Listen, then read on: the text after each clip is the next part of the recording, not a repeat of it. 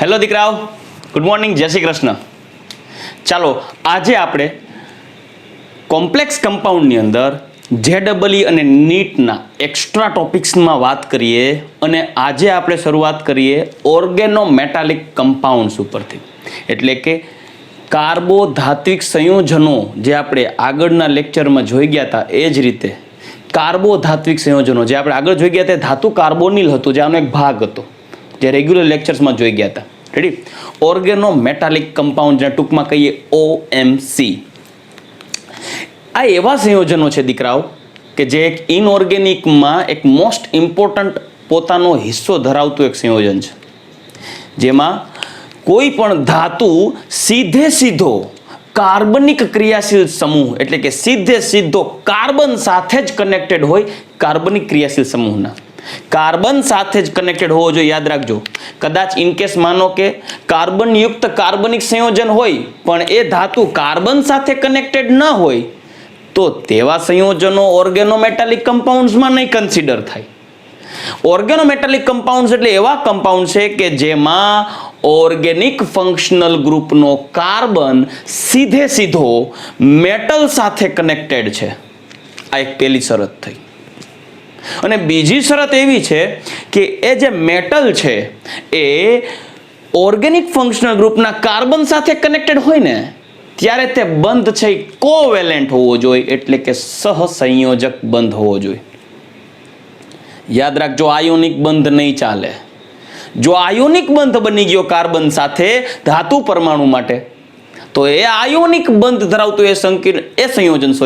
Ionic બંધ ધરાવતું સંયોજન છે એ ઓર્ગેનોમેટાલિક કમ્પાઉન્ડ તરીકે કન્સિડર નહીં થાય. એટલે બે શરતને ખાસ યાદ રાખજો દીકરાઓ. શરત એક કે ઓર્ગેનોમેટાલિક કમ્પાઉન્ડમાં ધાતુ સીધો કાર્બન સાથે કનેક્ટેડ હોવો જોઈએ, બીજું કોઈ વચ્ચે નહીં. બીજી વાત, એ ધાતુ અને કાર્બન વચ્ચેનો જે બંધ છે એ કયો હોવો જોઈએ? સહસંયોજક, આયોનિક નહીં. ક્લિયર? ઓકે. તો હવે એ પોઈન્ટને શરૂઆત કરીએ. ઓર્ગેનોમેટાલિક કમ્પાઉન્ડ કાર્બોધાત્વિક સંયોજન. જ્યારે ધાતુ પરમાણુ સીધો જ કાર્બનિક ઘટકના કાર્બન સાથે જ કનેક્ટેડ હોય, બરાબર, ધાતુ પરમાણુ સીધો કેની સાથે? એમ ડાયરેક્ટલી કનેક્ટ હોવો જોઈએ કાર્બન સાથે. ધાતુ પરમાણુ સીધો કાર્બનિક ઘટકના કાર્બન સાથે જ જોડાયેલો હોય ત્યારે કાર્બોધાત્વિક સંયોજનો બને. એવા સંયોજનો કાર્બોધાત્વિક સંયોજન કહેવાય. શરત યાદ રાખજો, આ ધાતુ સાથે સહસંયોજક બંધ હોવા જોઈએ. કાર્બનનું એ ધાતુ સાથેનો બંધ સહસંયોજક હશે તો જ એ કાર્બોધાત્વિક સંયોજન કહેવાય. બરાબર? હવે અપવાદની વાત કરીએ. મેં પહેલા કીધું કે કાર્બન સીધો ધાતુ સાથે કનેક્ટેડ હોવો જોઈએ. કેમ કે ધાતુની વિદ્યુત ઋણતા કાર્બન કરતા ઓછી છે.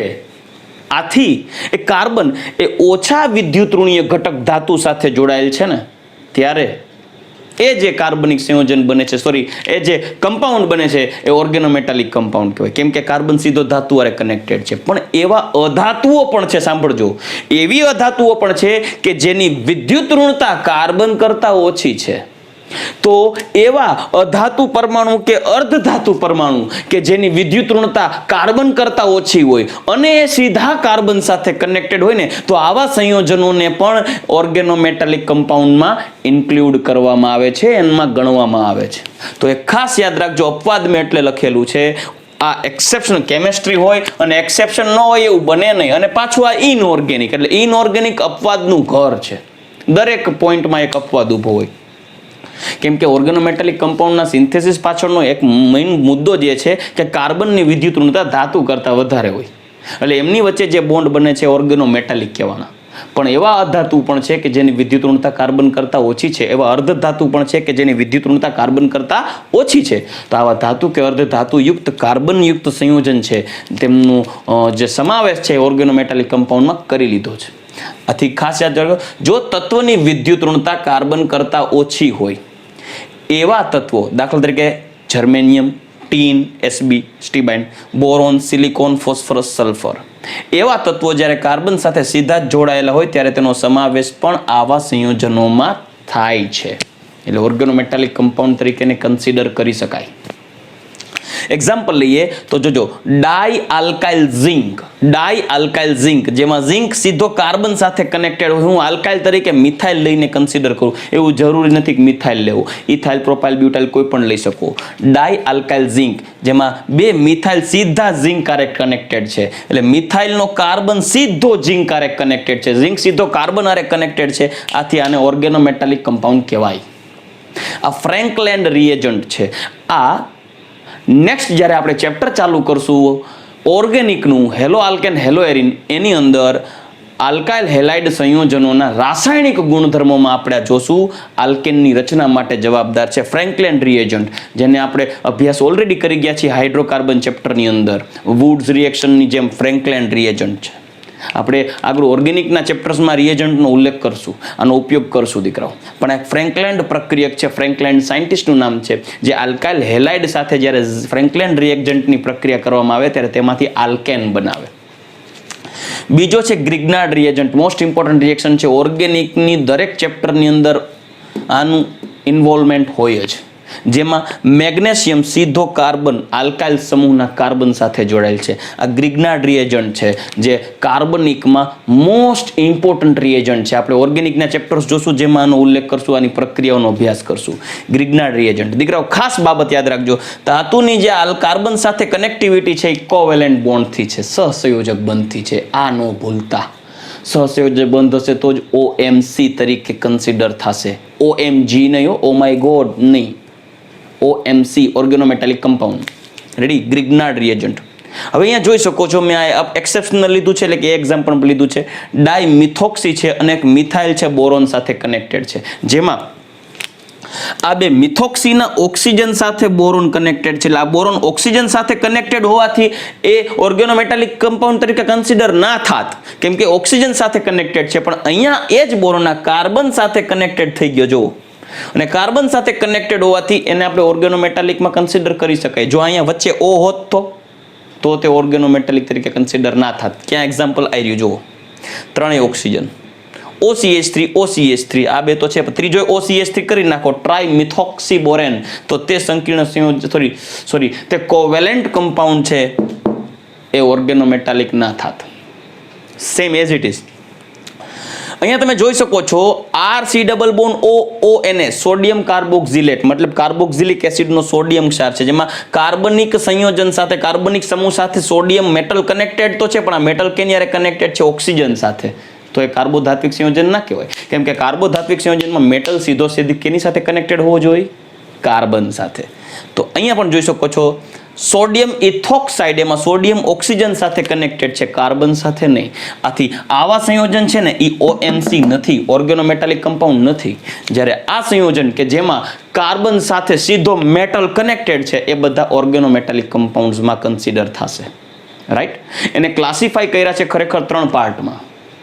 એક એવા ઓર્ગેનોમેટાલિક કમ્પાઉન્ડ કે જે માત્ર સિગ્મા બંધ ધરાવે, એક એવા ઓર્ગેનોમેટાલિક કમ્પાઉન્ડ કે જે માત્ર પાઈ બંધ ધરાવે, અને એક એવા ઓર્ગેનોમેટાલિક કમ્પાઉન્ડ કે જેમાં સિગ્મા અને પાઈ 2 છે.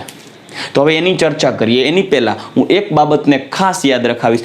આ પણ મુદ્દો ધ્યાનમાં રાખજો, ખાસ નોંધ. મેટલ સાયનાઇડ્સ CN- જેમાં હશે એ ધાતુ સાથે, like NaCN, KCN, potassium cyanide, sodium cyanide, magnesium cyanide, calcium cyanide, etcetera. Metal cyanides carbide, like CaC2, calcium carbide, CaC2. એ જ રીતે કાર્બોનેટ, લાઈક CO3-, કાર્બોનેટ. કોઈ પણ ધાતુ ના સાયનાઇડ, કોઈ પણ ધાતુ ના કાર્બાઇડ અને કોઈ પણ ધાતુ ના કાર્બોનેટ્સ ને ઓર્ગેનોમેટાલિક કમ્પાઉન્ડમાં કન્સિડર કરવામાં આવતા નથી, કારણ કે આ બધા ફંક્શનલ ગ્રુપ્સ ધાતુ સાથે માત્ર આયોનિક બંધથી જોડાયેલા હશે.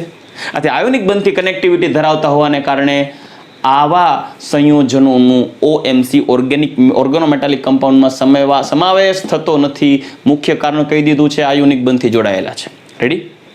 હવે આવા ઓર્ગેનોમેટાલિક કમ્પાઉન્ડનું જો ક્લાસિફિકેશન લઈએ દીકરાઓ, તો કાર્બોધાત્વિક સંયોજનને મુખ્યત્વે ત્રણ ભાગમાં વર્ગીકૃત કરેલા છે, મેં એક્ઝામ્પલ સાથે તમને દર્શાવ્યા છે. એક, માત્ર સિગ્મા બંધ ધરાવતો ઓર્ગેનોમેટાલિક કમ્પાઉન્ડ. બીજું, માત્ર પાઈ બંધ ધરાવતો ઓર્ગેનોમેટાલિક કમ્પાઉન્ડ. અને ત્રીજું, માત્ર સિગ્મા અને પાઈ બે પ્રકારના બંધ ધરાવતા ઓર્ગેનોમેટાલિક કમ્પાઉન્ડ. જેમાં એક પોઈન્ટની વાત કરીએ, માત્ર સિગ્મા બંધ ધરાવતા ઓર્ગેનોમેટાલિક કમ્પાઉન્ડ. તો માત્ર સિગ્મા બંધ ધરાવતા ઓર્ગેનોમેટાલિક કમ્પાઉન્ડમાં કેન્દ્રીય પરમાણુ ધાતુ પરમાણુ સાથે કાર્બન સહસંયોજક બંધ દ્વારા જોડાયેલો હશે, અને એ પણ સિગ્મા બંધ દ્વારા. એના એક્ઝામ્પલ્સ છે ગ્રિગ્નાર્ડ પ્રક્રિયક RMGX, જે આપણે ઓર્ગેનિકના ચેપ્ટર્સમાં યુઝ કરશું. હેલો આલ્કેન હેલોરીનમાં alcohol phenol ether, carboxylic acid compounds, nitrogen containing compounds, બધા ચેપ્ટર્સમાં આનું ઇન્વોલ્વમેન્ટ છે. ફ્રેન્કલેન્ડ રિએજન્ટ, જેમાં ડાયમિથાઇલ ઝિંક, જેમાં કાર્બન ઝિંક સાથે સીધો સિગ્મા બોન્ડથી કનેક્ટેડ છે, કોઈ ડબલ બોન્ડ નથી, પાઈ બોન્ડ નથી. અહીંયા પણ માત્ર સિંગલ બોન્ડ જ હશે મેગ્નેશિયમ અને આલ્કાઇલ સમૂહ વચ્ચે, તો એ પણ સિગ્મા બોન્ડ છે, single bond. As it is dialkyl cadmium, જેમાં કેડમિયમ સાથે બે આલ્કાઇલ ફંક્શનલ ગ્રુપ, જેમાં કેમ ઝિંક સાથે બે આલ્કાઇલ કનેક્ટેડ છે, એમ જંજીર કે દમ હાથી ગુલામ, ઝિંક કેડમિયમ મર્ક્યુરી એક જ સમૂહના સભ્યો છે. તો જેમ R2Zn હોય એમ R2CD પણ થઈ શકે, ડાય આલ્કાઇલ કેડમિયમ. આનો આપણે અભ્યાસ કરશું કાર્બોનિલ સંયોજનોની રચના એટલે કે કીટોનની બનાવટમાં, ચેપ્ટર નંબર 12 ઓર્ગેનિકમાં, જેમાં R2CD નો એક કેટાલિસ્ટ તરીકે ઉપયોગ કરશી અને એસિડ ક્લોરાઇડ RCOCl માંથી કીટોન કેમ બનાવવું તેની રાસાયણિક પ્રક્રિયામાં આપણે આનો ઉપયોગ કરશું. આ પણ એક પ્રકારનો ઓર્ગેનોમેટાલિક કમ્પાઉન્ડ છે, કેમ કે એમાં બે આલ્કાઇલ ફંક્શનલ ગ્રુપ સીધા સિંગલ બોન્ડથી કેડમિયમ સાથે કનેક્ટેડ છે. Clear? Next point, tetra ethyl lead, જેમાં 4 ઇથાઇલ ફંક્શનલ ગ્રુપ સીધા લેડ સાથે સિંગલ બોન્ડથી 4 સહસંયોજક બંધ દ્વારા ટેટ્રા ઇથાઇલ લેડની રચના કરે છે, જેમાં PB સીધા સિંગલ બોન્ડ આરે ઇથાઇલ ફંક્શનલ ગ્રુપ સાથે કનેક્ટેડ છે સિગ્મા બંધ દ્વારા. આ ટેટ્રા ઇથાઇલ લેડને TEL તરીકે ઓળખી શકાય, જે પેટ્રોલનું ઓક્ટેનાંક વધારવા માટે અથવા તો એન્ટી નોકિંગ એજન્ટ તરીકે યુઝ થાય. સવારે તમને કેમ શિયાળામાં ગાડીમાં કિક મારો ત્યારે ફટાકડો ફૂટતો હોય સાયલેન્સરમાંથી, કેમ કે પેટ્રોલમાં ઇમ્પ્યોરિટી હોય. એવા નોકિંગને કંટ્રોલમાં કરવા માટે ટેટ્રા ઇથાઇલ લેડનો યુઝ કરવામાં આવે છે એન્ટી નોકિંગ એજન્ટ તરીકે, TEL યાદ રાખજો.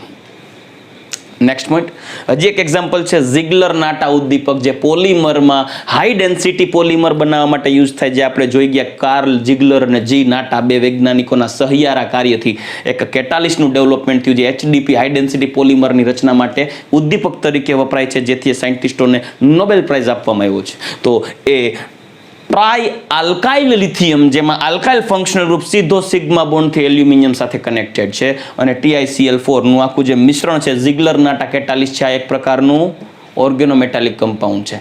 અચ્છા, યાદ રાખજો, આ મિક્સચરમાં જે આ હિસ્સો છે ટ્રાય આલ્કાઇલ લિથિયમ, એ ઓર્ગેનોમેટાલિક કમ્પાઉન્ડ છે દીકરાઓ, આ નહીં હો. TiCl4 ઓર્ગેનોમેટાલિક કમ્પાઉન્ડ નથી. આખો ઝિગલર નાટા કેટાલિસ્ટ આખું મિક્સચર છે, એ ઝિગલર નાટા કેટાલિસ્ટનો આટલો ભાગ જે ઓર્ગેનિક કમ્પાઉન્ડનો એક હિસ્સો છે, તે ઓર્ગેનોમેટાલિક કમ્પાઉન્ડ છે. આખો ઝિગલર નાટા કેટાલિસ્ટ નથી. ક્લિયર? નેક્સ્ટ પોઈન્ટ, માત્ર પાઈ બંધ ધરાવતા સંકીર્ણ સંયોજન. આ માત્ર પાઈ બંધ ધરાવતા ઓર્ગેનોમેટાલિક કમ્પાઉન્ડ એટલે હમણાં આપણે જોઈ ગયા નોન ક્લાસિકલ લિગેન્ડમાં પાઈ ડોનર, પાઈ એક્સેપ્ટર, યાદ કરો. રેડી? હમણાં જ આગળના લેક્ચરમાં આપણે જોઈ ગયા છીએ. તો એની અંદર જે non classical ligands, ethylene ligand, benzene ligand કે સાયક્લોપેન્ટાડાઇનાઇલ જેવા એનાયોનિક લિગેન્ડ્સ જ્યારે કનેક્ટેડ હોય ત્યારે જે પાઈ ડોનર ને પાઈ એક્સેપ્ટર પ્રકારના લિગેન્ડથી, જે નોન ક્લાસિકલ લિગેન્ડથી જે રચના થઈ, એ પાઈ બંધ ધરાવતા ઓર્ગેનોમેટાલિક કમ્પાઉન્ડ એટલે કહેવાય, કારણ કે તેમાં મેટલ સીધો કેની સાથે કનેક્ટેડ છે? લિગેન્ડના કાર્બન સાથે, અને એ પણ પાછું ઓર્ગેનિક લિગેન્ડ છે. C2H5, C6H6, C5H5- only carbon અને હાઇડ્રોજન ધરાવતા લિગેન્ડ છે, ઓર્ગેનિક લિગેન્ડ છે, જે સીધા મેટલ સાથે કનેક્ટેડ છે. જોઈ શકો છો ફેરોસિનમાં eta5C5H5 ટ્વાઇસ, આપણે ગઈકાલે જોઈ ગયા Fe+2 છે, એમાં સીધો કાર્બન કનેક્ટેડ છે Fe સાથે. અહીંયા તમે જોઈ શકો છો સેન્ડવિચ મોડેલ ઝેઇસ સાર. ત્યારબાદ હવે ફેરોસિન, આ જ રીતે રૂથેનોસિન પણ એક્ઝામ્પલ આપણે કીધું હતું. ઝેઇસ સોલ્ટમાં પ્લેટિનમ સાથે 3 Cl તો છે જ, પણ એક C2H4 જે ઇથિલિન લિગેન્ડ છે ઈટા 2 બે કાર્બન વત્તી એક સવર્ગ સહસંયોજક બંધની રચના થાય છે, જેમાં કાર્બન સીધો કનેક્ટેડ છે પ્લેટિનમ સાથે પાઈ બંધ દ્વારા. આથી આ પણ એક પ્રકારનો પાઈ બંધ ધરાવતો ઓર્ગેનોમેટાલિક કમ્પાઉન્ડ થશે. આ ઉપરાંત ડાયબેન્ઝીન ક્રોમિયમ, જેમાં બે બેન્ઝીન રિંગ દ્વારા રચાતા 6 સવર્ગ સહસંયોજક બંધ સીધા ક્રોમિયમ સાથે કનેક્ટેડ છે. આથી આ પાઈ બંધ ધરાવતો એક ઓર્ગેનોમેટાલિક કમ્પાઉન્ડ થયો કે જેમાં પાઈ ડોનર પાઈ એક્સેપ્ટર લિગેન્ડ્સ કનેક્ટેડ છે, નોન ક્લાસિકલ. નેક્સ્ટ ત્રીજો ભાગ છે કે એવા ઓર્ગેનોમેટાલિક કમ્પાઉન્ડ છે કે જેમાં સિગ્મા અને પાઈ આ બંને પ્રકારના જે બંધો છે હાજર છે, એની અંદર સિનર્જિક બંધનની રચના બેયમાં થઈ છે. યાદ હોય તો કાર્બોનિલ કાર્બન અથવા તો જે લિગેન્ડનો કાર્બન છે એ ઇલેક્ટ્રોન યુગ્મનું દાન કરે છે કાં તો સિગ્મા બંધ દ્વારા, અને આવા પ્રકારના લિગેન્ડ હોય તો પાઈ બંધ દ્વારા કેન્દ્રીય પરમાણુમાં. જ્યારે કેન્દ્રીય પરમાણુ પોતાની પાસે રહેલા ઇલેક્ટ્રોન યુગ્મને પુનઃ બેક બોન્ડિંગ દ્વારા ધકેલે છે બંધ પ્રતિકારક આણ્વીય કક્ષકોમાં લિગેન્ડ્સમાં, અને બેક બોન્ડિંગની ઘટનાથી સિનર્જિક બંધની રચના થાય. M અને C વચ્ચેનો બંધ મજબૂત બને. ક્લિયર? તો સમૂહ નંબર 6, 7, 8, 9 અને 10 ના પ્રત્યેક સંક્રાંતિ તત્વો એ મેટલ કાર્બોનિલ સંકીર્ણ સંયોજનની રચના કરશે, જેમાં carbon monoxide ligand carbonyl ligand ધાતુ પરમાણુ સાથે સિનર્જિક બંધની રચના કરે, જેમાં સિગ્મા બોન્ડ ડોનેટ કરે છે અને પાઈ બોન્ડ એક્સેપ્ટ કરે છે. આપણે જોઈ ગયા આગળ સિનર્જિક બોન્ડની રચના ગઈકાલના લેક્ચરમાં જોઈ ગયા, અને આગળના લેક્ચરમાં પણ આપણે જોઈ ગયા હતા મેટલ કાર્બોનિલ ધાતુ કાર્બોનિલમાં. પણ દીકરાઓ યાદ કરજો, CO ઉપરાંત સાયનાઇડ, NO+, R3P અને R3AS પણ સિગ્મા ડોનર અને પાઈ એક્સેપ્ટર લિગેન્ડ છે, પણ તે ઓર્ગેનિક ફંક્શનલ ગ્રુપ નથી. સાયનાઇડ, NO+, R3P અને R3AS એ ઓર્ગેનિક લિગેન્ડ્સ નથી, જ્યારે CO ઓર્ગેનિક લિગેન્ડ્સમાં તમે કન્સિડર કરી શકો છો. આથી માત્ર સિગ્મા ડોનર અને પાઈ એક્સેપ્ટર લિગેન્ડ્સ પૈકી કાર્બોનિલ લિગેન્ડ ધરાવે છે, જેનો જ સમાવેશ ઓર્ગેનોમેટાલિક કમ્પાઉન્ડ્સમાં થાય છે. સાયનાઇડ, R3P, R3AS કે NO+ પ્રકારના સિગ્મા ડોનર અને પાઈ એક્સેપ્ટર લિગેન્ડ ધરાવતા સંકીર્ણ સંયોજનનો સમાવેશ ઓર્ગેનોમેટાલિક કમ્પાઉન્ડ્સમાં થતો નથી. ક્લિયર? આથી માત્ર મેટલ કાર્બોનિલનો યુઝ છે, મેટલ કાર્બોનિલ ધરાવતા સંકીર્ણ સંયોજન છે, એનો ઉલ્લેખ સિગ્મા ડોનર અને પાઈ એક્સેપ્ટર પ્રકારના ઓર્ગેનોમેટાલિક કમ્પાઉન્ડમાં થશે. ક્લિયર? ચાલો તો હવે એક નાનકડો પોઈન્ટ જોઈએ, ઇફેક્ટિવ એટોમિક નંબર. એ પણ મોસ્ટ ઇમ્પોર્ટન્ટ પોઈન્ટ છે.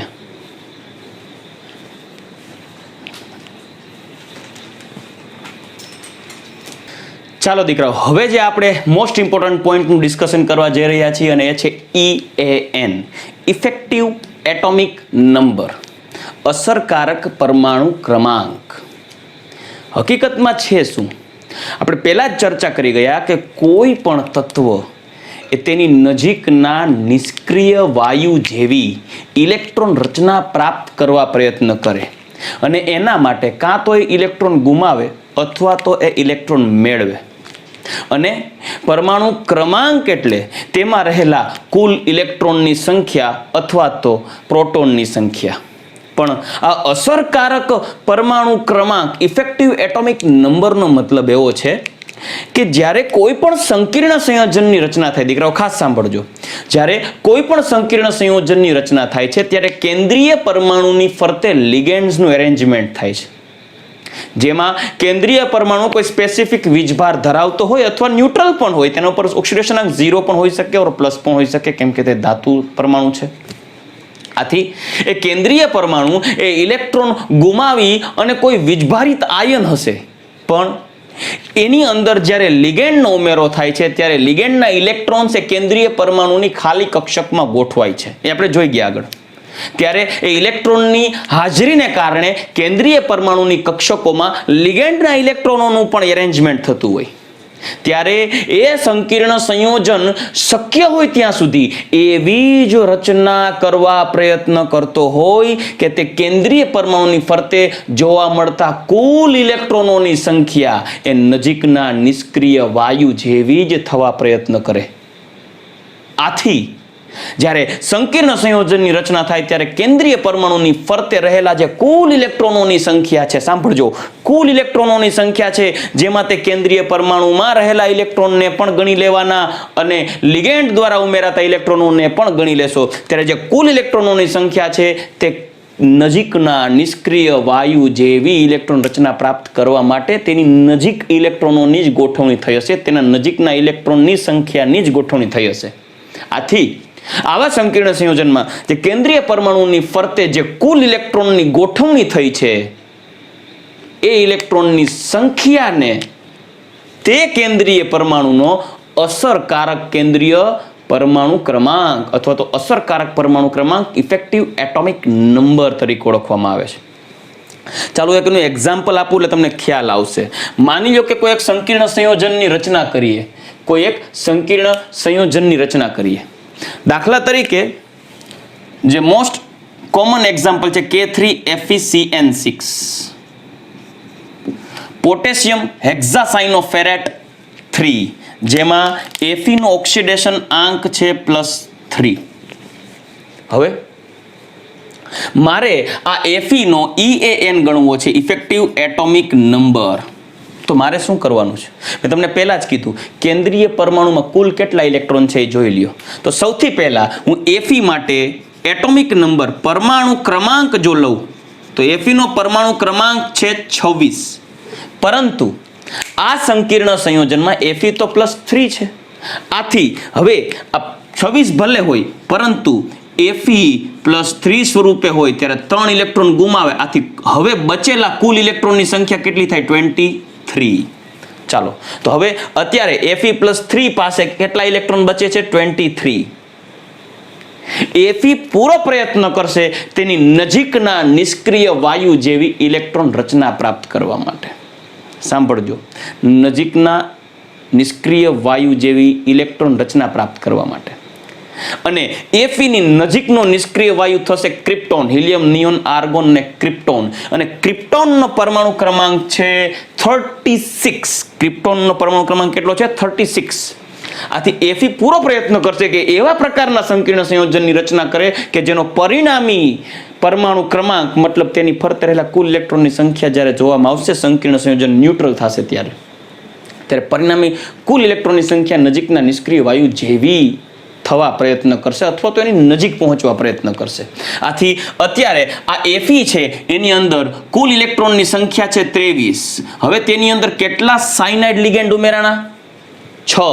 સાયનો લિગેન્ડની સંખ્યામાં ઉમેરાયેલી છે 6. આથી 6 સાયનાઇડ. હવે એક Cn- એક દંતીય છે અને એક દંતીય હોવાથી કુલ કેટલા ઇલેક્ટ્રોન ઉમેરે? 2 ઇલેક્ટ્રોન ઉમેરે કેન્દ્રીય પરમાણુમાં. આથી Fe ની ફરતે કુલ કેટલા લિગેન્ડ્સ છે? તો જોઈ શકો છો 6. આથી સંકીર્ણ સંયોજન FeCN6+3 માં Fe +3 ના કુલ 23 ઇલેક્ટ્રોન અને 6 Cn- લિગેન્ડ દ્વારા ઉમેરાતા કુલ 6 સવર્ગ સહસંયોજક બંધ બનશે Fe ની ફરતે, જેમાં Fe ની ફરતે 6 સવર્ગ સહસંયોજક બંધ બનશે Cn દ્વારા. આપ જોઈ શકો છો Fe +3 આયન હોય, 6 Cn-, એક Cn- એક ઇલેક્ટ્રોન યુગ્મનું દાન કરે. આથી ટોટલ કુલ કેટલા ઇલેક્ટ્રોન યુગ્મ ઉમેરાશે? તમે જોઈ શકો છો 2 ઇલેક્ટ્રોન. ટોટલ 6 દુ અને 12 ઇલેક્ટ્રોન ઉમેરાશે લિગેન્ડ દ્વારા. તો ટોટલ ઇલેક્ટ્રોનની સંખ્યા ગણો, 3 ને 2 5 અને 2 ને 1 3, ટોટલ 35 ઇલેક્ટ્રોન થઈ જશે Fe ની ફરતે આ સંકીર્ણ સંયોજનમાં.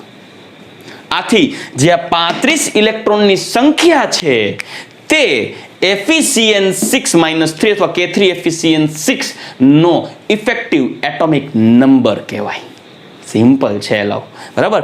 Effective atomic number. તો આ થઈ ગયો ઇફેક્ટિવ એટોમિક નંબર. કેના માટે? K3FeCN6 નો ઇફેક્ટિવ એટોમિક નંબર કેટલો થશે? 35.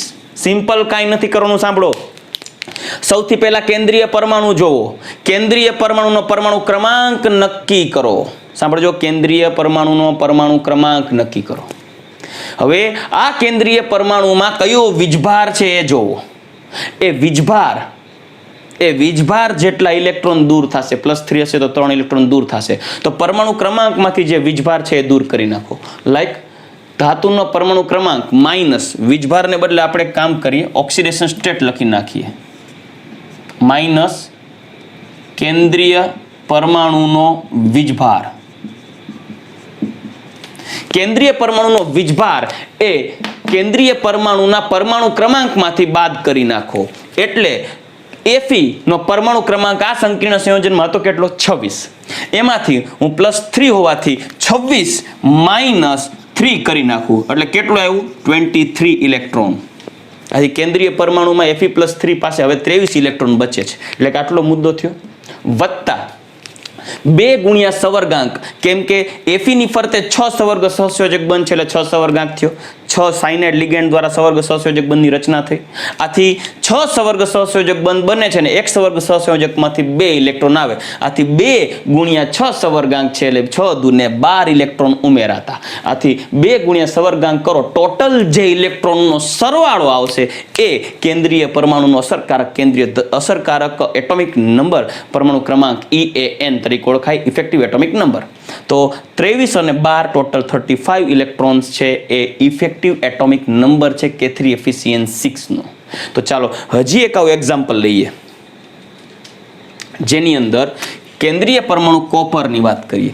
કોપરનો પરમાણુ ક્રમાંક છે 29. તો આ સૂત્ર કેવી રીતે જોશું જુઓ.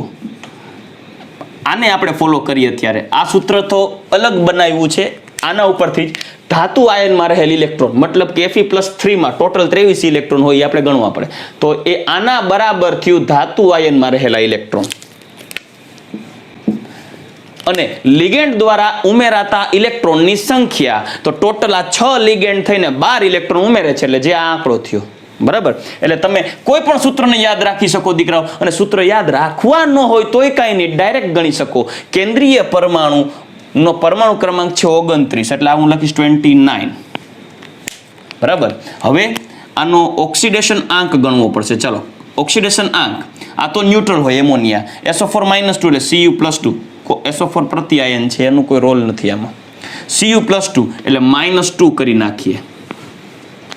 વત્તા 2 ગુણ્યા 4 એમોનિયા, એક દંતીય છે લિગેન્ડ એમોનિયા. કેટલા છે? 4. એટલે 4 સવર્ગ સહસંયોજક બંધની સંખ્યા થઈ એટલે આનો સવર્ગાંક થયો 4. તો 4 સવર્ગ સહસંયોજક બંધ દ્વારા 8 ઇલેક્ટ્રોન મળે. તો હું પહેલા અહીંયા 4 સવર્ગાંક હોવાથી 4 કરીશ. તો ટોટલ ઇફેક્ટિવ એટોમિક નંબર કેટલો થશે જુઓ. 29 માંથી 2 કાઢી નાખો, 27. 27 અને 8 બીજા એટલે 27 + 8. તો ટોટલ કેટલો આંક થશે? તો 27. 27 અને 3 બીજા એટલે થઈ જશે 30 અને 5 બીજા એટલે 35. એટલે આનો ઇફેક્ટિવ નંબર આવશે 35. Effective atomic number. As it is સિલ્વરની વાત કરીએ. સિલ્વર જેનો અસરકારક પરમાણુ ક્રમાંક કેટલો છે એ ગણવો છે. તો ચાલો સૌથી પહેલા આપણે સિલ્વર માટે સૌથી પહેલા ઓક્સિડેશન આંક ગણીએ. તો સિલ્વરનો ઓક્સિડેશન આંક જો +1 છે, કેમ કે આ તો ન્યુટ્રલ છે. હવે સિલ્વર માટે પરમાણુ ક્રમાંક છે 47, સિલ્વરનો 47 માઇનસ વીજભાર છે 1 વત્તા 2 લિગેન્ડ છે એટલે 2 સવર્ગાંક, તો 2 ગુણ્યા 2. તો 47 માંથી 1 કાઢી નાખો, 46 માં નાખો 4 એટલે ટોટલ 50. આનો ઇફેક્ટિવ એટોમિક નંબર છે 50. એ જ રીતે આ સંકીર્ણ સંયોજનની વાત કરીએ તો કોબાલ્ટ માટે કેન્દ્રીય પરમાણુનો ઓક્સિડેશન આંક છે +3. કોબાલ્ટનો પરમાણુ ક્રમાંક છે 27. એમાંથી +3 હોવાથી 3 ઇલેક્ટ્રોન બાદ કરી નાખો વીજભાર જેટલા. વત્તા સવર્ગાંક 6 છે, કેમ કે 6 એમોનિયા એક દંતીય છે આથી એક એમોનિયા લિગેન્ડ દ્વારા 2 ઇલેક્ટ્રોન ઉમેરે તો 6 એમોનિયા લિગેન્ડ દ્વારા, તો કે 2 ગુણ્યા 6 ટોટલ 12. તો આંકડો ગણો તો 27 માંથી 3 બાદ કરો એટલે 24 પ્લસ 12 તો 36. કેના જેવી રચના થઈ ગઈ? ક્રિપ્ટોન જેવી. 36 ઇફેક્ટિવ એટોમિક નંબર. મેં તમને કીધું કે કોઈ પણ સંકીર્ણ સંયોજનની રચના થાય ને ત્યારે કેન્દ્રીય પરમાણુની ફરતે લિગેન્ડ્સની ગોઠવણી થતા કેન્દ્રીય પરમાણુની ફરતે કુલ ઇલેક્ટ્રોનોની સંખ્યા શક્ય હોય ત્યાં સુધી એવી જ થવા પ્રયત્ન કરશે કે જે તેની નજીક એ નિષ્ક્રિય વાયુની ઇલેક્ટ્રોન રચનાને નજીક પહોંચે. રેડી? તો આ રીતે તમે કોઈ પણ સંકીર્ણ સંયોજનનો ઇફેક્ટિવ એટોમિક નંબર ગણી શકો છો આ મેથડ દ્વારા. આ મેં તમને ડાયરેક્ટ ગણતા શીખવાડ્યું, જ્યારે આ સૂત્ર છે એ ડાયરેક્ટ ગણતરી સૂત્ર ઉપર જ બેઝ છે. કોઈ પણ સૂત્ર યાદ રાખી શકો, પણ મોસ્ટ ઇમ્પોર્ટન્ટ થિયરી છે દીકરાઓ. રેડી? તો આઈ હોપ કે તમે આ લેક્ચરને એન્જોય કરી શક્યા હશો અને આ ટોપિકને સમજી ગયા હશો. રેડી? તો છતાં પણ જો કંઈ ડાઉટ હોય તો તમે મને કોલ કે મેસેજ કરી શકો છો દીકરાઓ. ચાલો આગળના હવે ટોપિક્સને નેક્સ્ટ લેક્ચર ઉપર આગળ વધારીશ. ચાલો ત્યાં સુધી ગુડ બાય, ટેક કેર, જય શ્રી કૃષ્ણ દીકરાઓ.